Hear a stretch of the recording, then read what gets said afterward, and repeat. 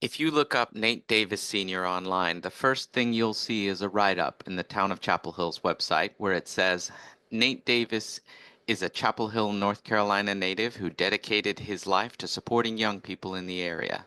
He was the director of the Hargraves Community Center for 47 years until he retired in 2018. The Nate Davis Sr. Gymnasium at the Hargraves Center is named after him. All of that is true, but it doesn't begin to do justice to the profound impact that Nate Davis Sr. has had on the whole of Orange County, or the thousands of lives he's touched, including my own.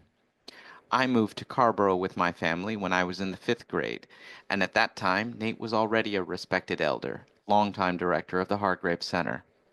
When we moved here, my mother started a ministry with and for the new Latino immigrants who were moving to the area, and she will tell you how much she learned from Nate about how to navigate life here and how to organize and advocate for our community.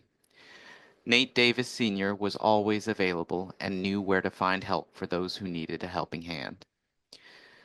Nate was always a champion for the African American community through the NAACP, the Breakfast Club, and other groups.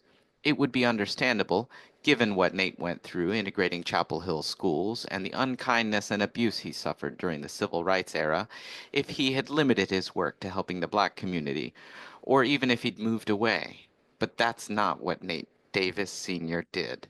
Nate Davis Sr. stayed, and not only did he invest his life making this community better, but he always was and continues to be a model of forgiveness and grace.